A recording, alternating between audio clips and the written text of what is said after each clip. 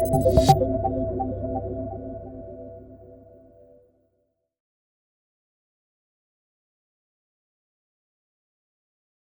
a short film about 25 minutes.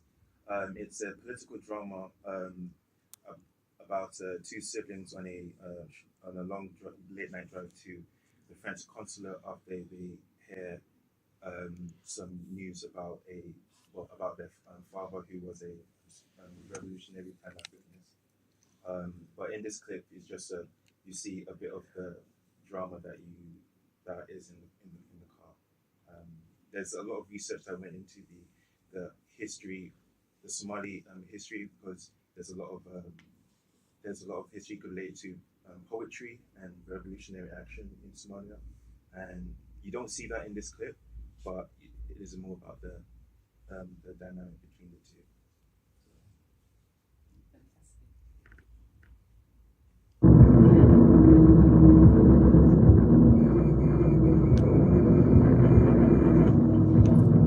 Are you going to say anything? What the hell do you want me to say? That I'm sad, angry? We just turn back, give up, and allow all this to happen? It's all I would really want. Even if you somehow survive any of this, it won't fix anything. You're just going to put a target on our heads. We're going to end up in jail or dead. Our book can't protect you anymore. Just shut up. Just shut up.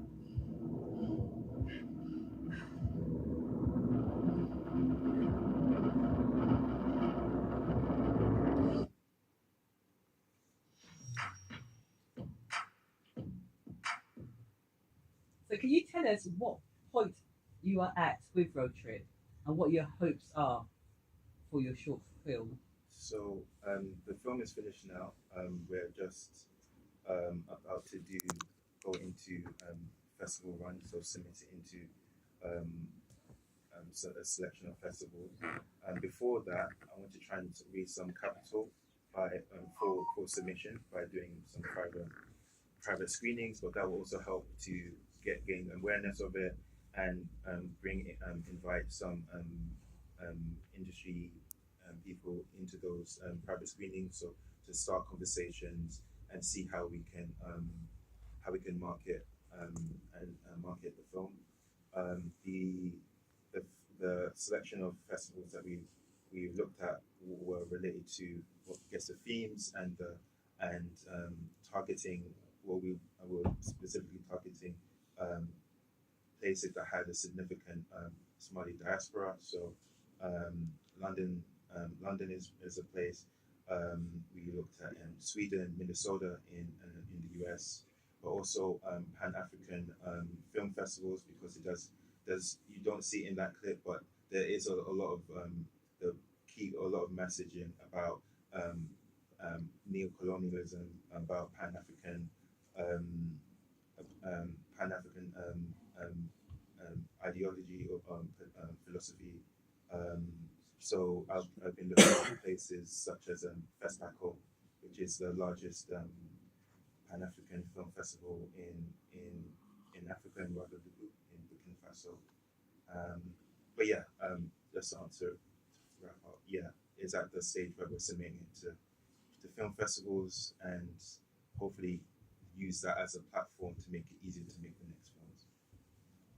Fantastic. And why the Somali community?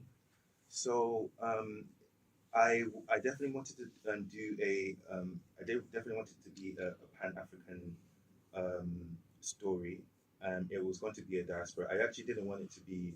It would have been easy to do to focus on Nigeria because that's my background, but because of the politics of Nigeria, I actually think that actually we can go into another time, but I think in terms of Pan-African liberation, the Nigerian state is the opposition, but because of the history that I think I got really interested in Somali poetry and how it's been used as a means for anti-colonial liberation. I think I learned about Sheikh Mohammed Abdullah Hassan. He was a prominent figure in the Somali nationalist and liberation movement, famously called the Mad Mullah by the British, because he must have been insane to try and stand up against British imperialism. And I think also because one of the motivation was because of maybe the narrative around Somalia, and how in some cases, I don't know how it is nowadays, but definitely growing up, Somalia was kind of seen as like Somali people didn't really associate themselves with like Africa. I don't know if people have got this at all, but at least from my people would say that Somalis aren't black, or Somalis aren't African, or they're just Somali. And I think maybe because of the history that Somali history has a different sort of, it didn't have the same relationship with slavery that West Africa did.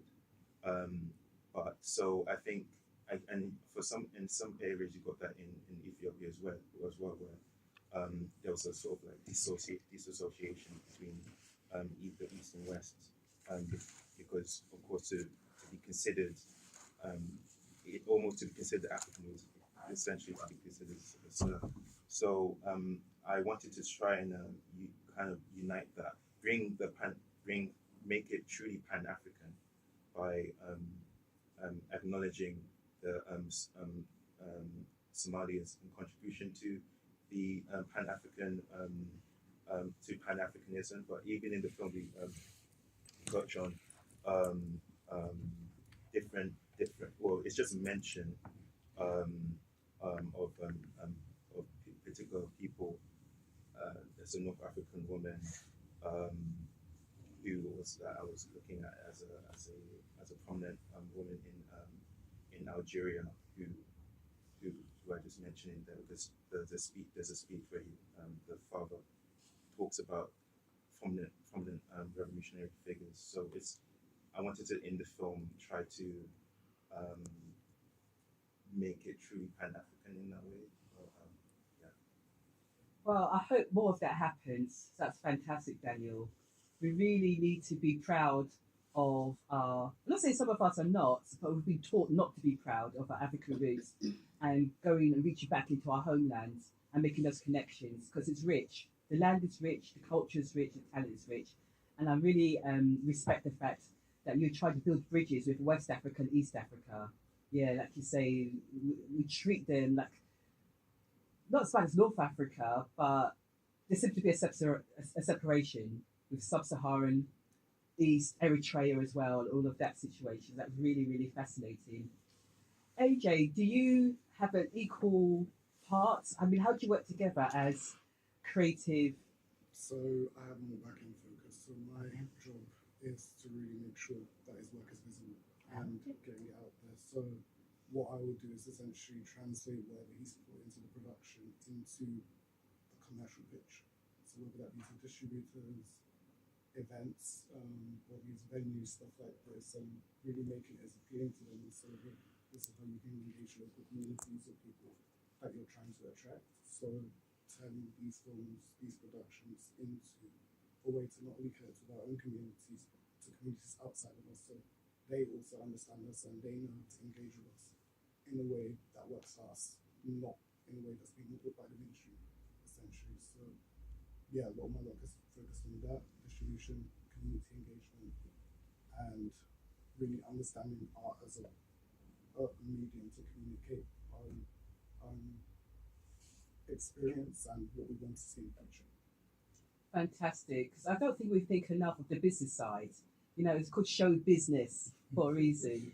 So I'm Glamz Tan. Let me put the teeth back in.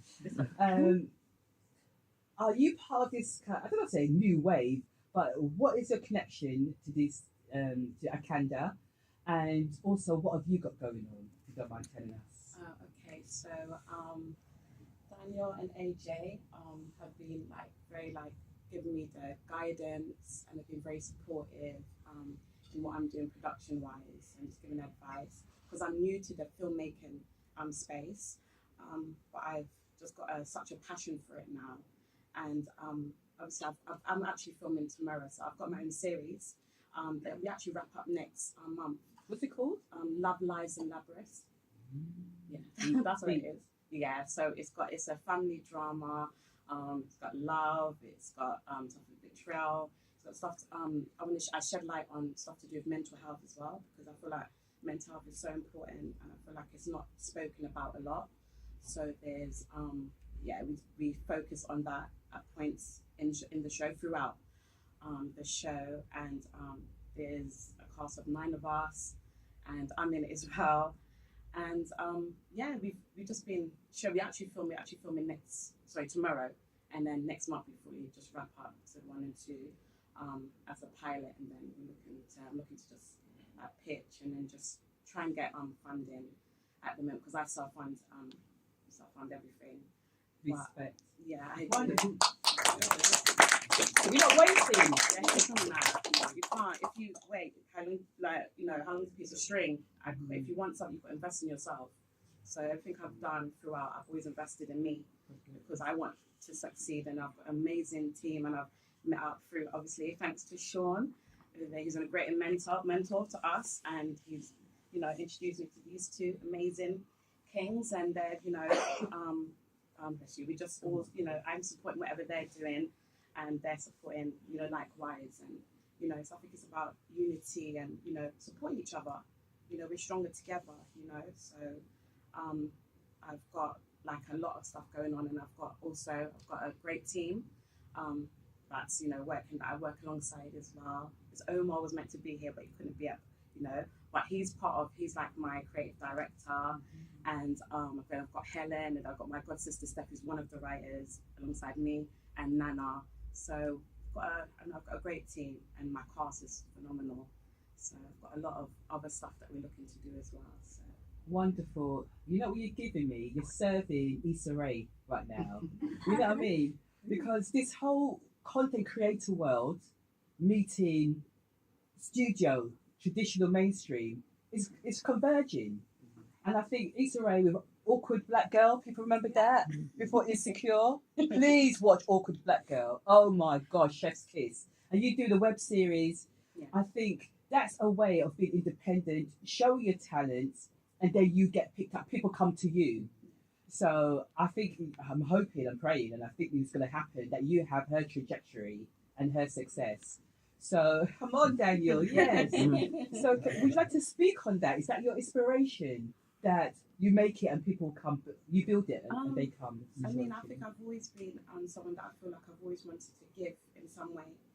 So that's why I've had my platform, the Talk Real podcast, for 9 years, and it started during lockdown, because a lot of people who I know personally suffer from mental health, and I was really struggling, and others. And then I created it. At first, it was just on Instagram lives every week, and then we gained a lot of regulars that came on, and then I did it visually, and it's just been the pour of love and support, and people that will reach out, so that the topics that we spoke about, who I spoke about, and others, it was very touching, because it was stuff that people's going through, and sometimes I provide a safe space, for people to open up to whatever, don't discriminate or anything, and because I feel like it's always good to have someone to talk to, because a lot of people, suffer alone, so that's what I wanted to do. So that's why I actually did classes up in Luton, mental health classes for men, women, and children as well. So that's what I did. And then obviously in terms of the show, I wanted to add therapy scene is in there as well, which is going to be actually really, really good. I'm really, really proud of it, and I want to do expand, just to, it's just having that belief in yourself, that's what, and just being resilient. And I aim to do more seasons, and I'm just going to pray, and just hope for the best, and just hope that it touches people, and people, it's well received. Well, I think we've seen the success of Blue Therapy. So that was picked up by Netflix. I think it's done well. I don't know if it's going to be renewed or not, but I think that's a template. And so I hope definitely all the best and you have that same success. And I think therapy in general, like couples therapy, that was on BBC and whatnot, there seems to be more and more focus on it. But within the Black community, it's still a bit taboo still. It's still, even me, I shy away from it. Even I think, all I need is God. So, leave me. You know what I mean? I just do pray my prayers. But so I really appreciate that because I feel I'm being challenged and you're normalizing it. So appreciate that. So does anybody have any questions for these stars of the future? Actually, you do it now. I won't say future. Any questions, anyone? How they got going or anything like that? So have you guys set yourself like a plan, like you do like in 5-year plans or so? There's a structure that we're working towards. I wouldn't say right now it's a clear, in 5 years it would be like this, but we do have a development plan that we talk and discuss and I slowly try to integrate. Because initially, before AJ and came on board, I did have people that I was working with to some degree, and I do work with freelance creatives, especially when there are shoots. But it was literally just me in the operation, so like running the company, trying to get clients, doing the social media, doing a lot. Didn't really have much time to do much else.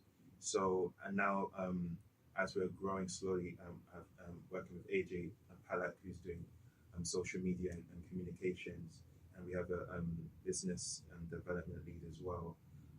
Now we're getting to the point where we're creating a structure because I have ideas that I want to tell, I have scripts I want to make, I have ambitions beyond just film, but like I said, games as well. I know the pipeline for animation. I work with a lot of theatre production companies as well, and there's like things that we want to do in multidisciplinary production.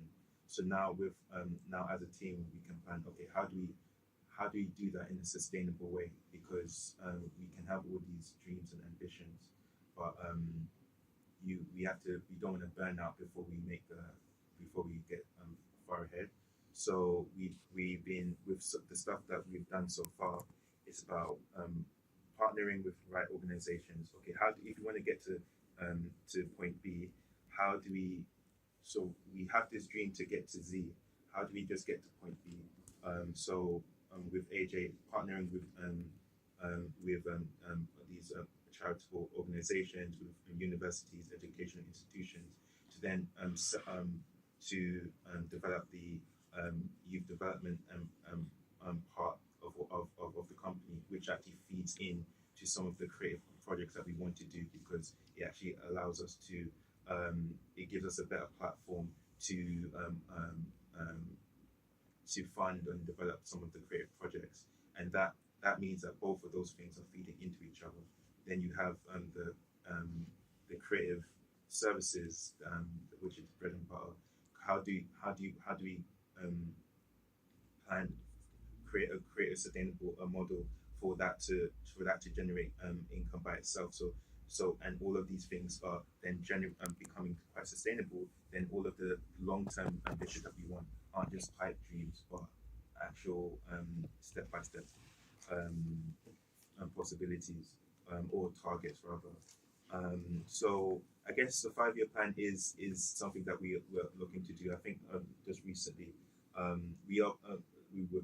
was just initially started the conversation about that I was thinking about the new organizational structure, which will then make things a bit more organized and sustainable. And I think that will make it easier to for us to plan for that 5-year future and 10-year future. But I definitely know where I would like for the company to be and for us to be. Having a studio, having a large studio space as one, regardless of the size. Being able to employ more people, being able to work with more with going into schools and universities, because and then reducing that glass ceiling for to access to the industry, because I remember when I was in, I've had my dreams. I know where I wanted to be, but there's so much. It's so difficult for young people, especially now, even more than before. That even if you have that ambition and goal, you don't even know who do you speak to, because it's an industry about who you know. So it's about creating that. Well, working with, because we're not the only ones, but creating the working with people who can create an environment that will allow for sustainable development. Because as we're talking about these new ideas, those new ideas are only developed if there's an infrastructure for young creatives to even make the ideas. Fantastic.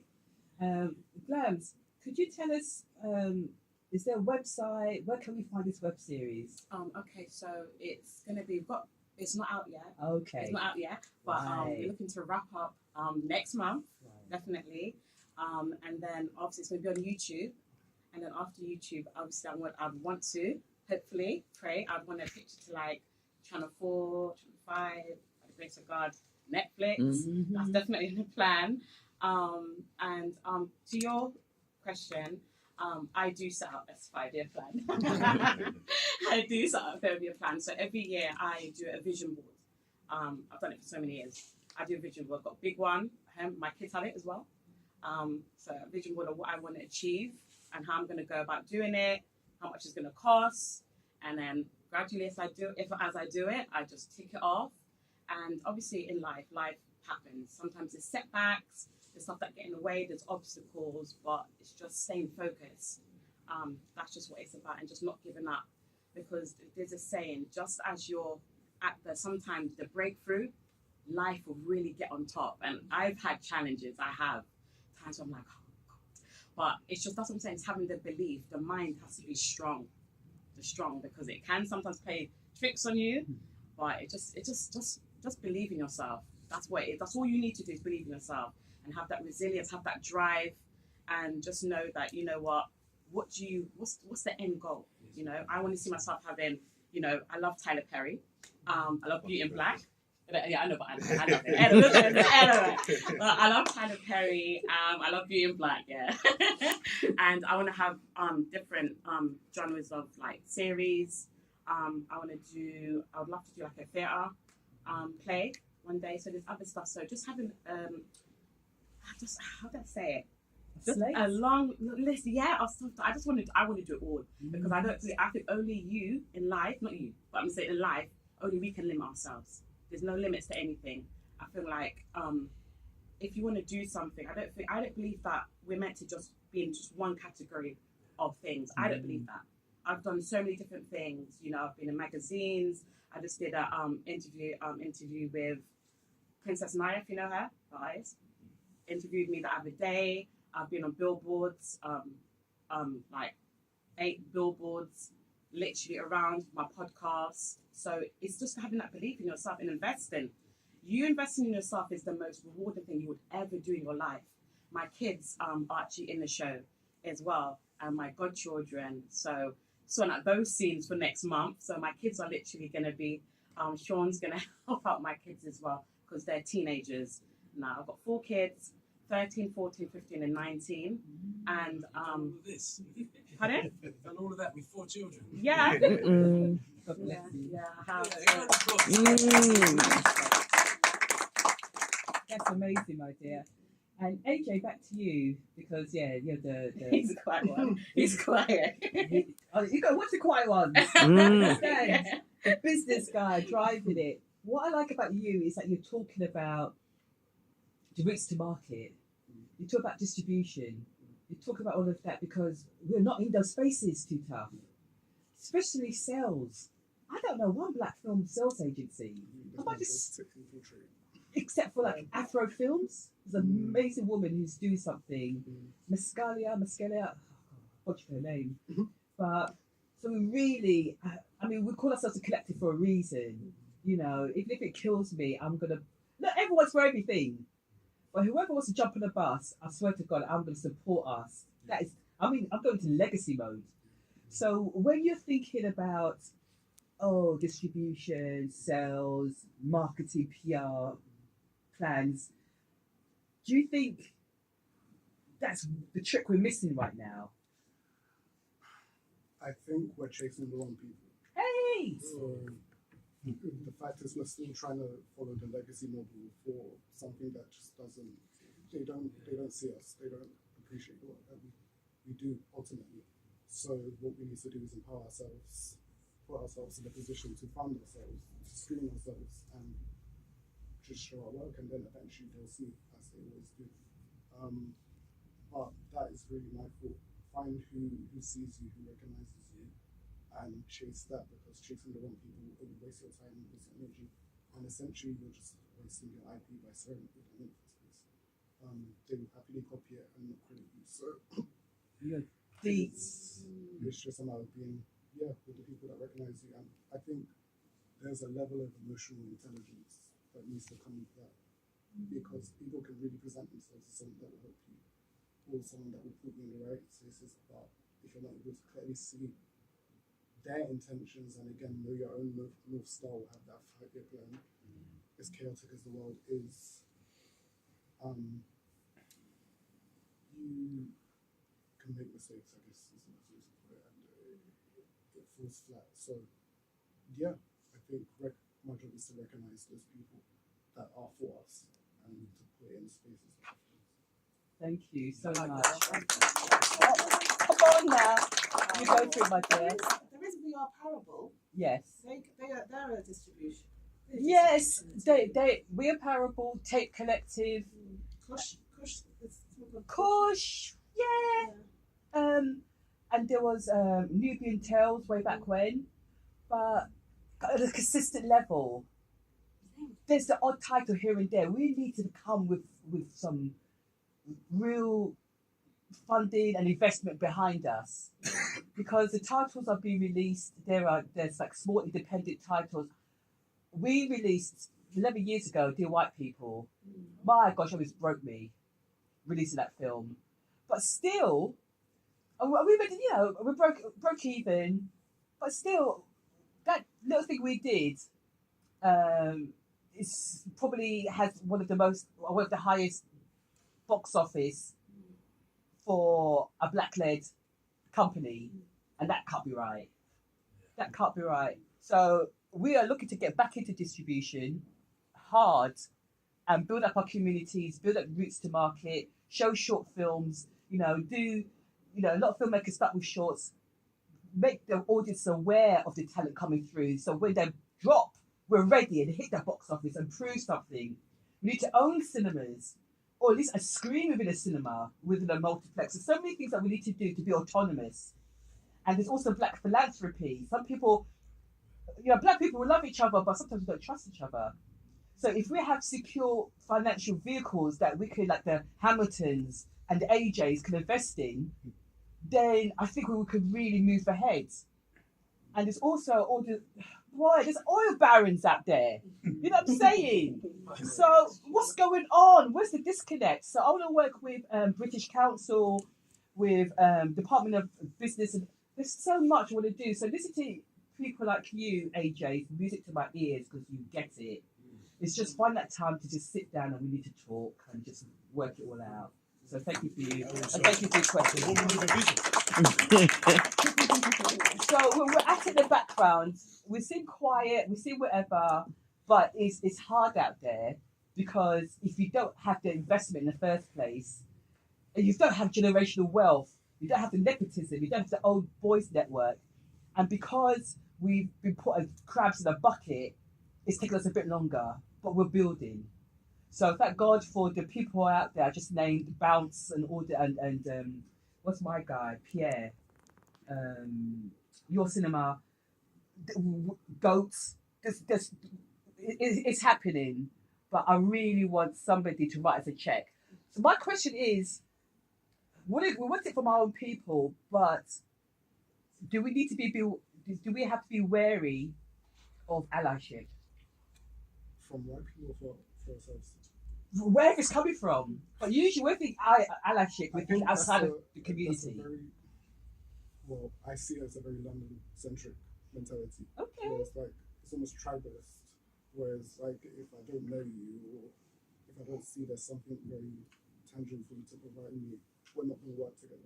I think seeing past that and seeing people as humans and not projects, you can connect with people in a better way and then say, okay, maybe you don't launch the project after a week, or maybe you don't completely, I don't know, but you're able to build that relationship and say, okay, maybe in a year I'm ready to produce this thing. And then we can hit the ground running with better preparation and better understanding of how we're going to approach it. You have a better understanding of me and how we can work together. But if you only see people as a project and say, okay, this is the value I can get out of you immediately, and only see them as that, you're going to miss a lot of things that you could positively work on within the future and then have that impact. But yeah, I think getting out of that tribalism mentality is good and just making those bonds and forget about the money for a bit, because we don't know where it is. It's up in the air, it's there, but you need to do to be able to receive it at the end of the day. So just do. It's also having a long-term vision as well, because you could meet someone that might not connect with what you want to do in this immediate point in time. But if you have like that plan for the future, whether it's a 5-year plan or long-term vision, you can see how that they can fit in that long run. So in the long run, so yeah, just picking back on that point of not just seeing things in a tunnel vision way, but seeing how people could, because some people can surprise you. Maybe the reason why you thought you would connect with someone isn't actually the way you work together in the future. Fantastic. And it's also Buff Studios, I forgot them as well. So we're all trying. But I think we can leave it there, if that's all right. Can we have a major round of applause? That was good. I love that. That's a real talk. And I can't wait to support you guys in which way. And hopefully you're going to come back on Sunday.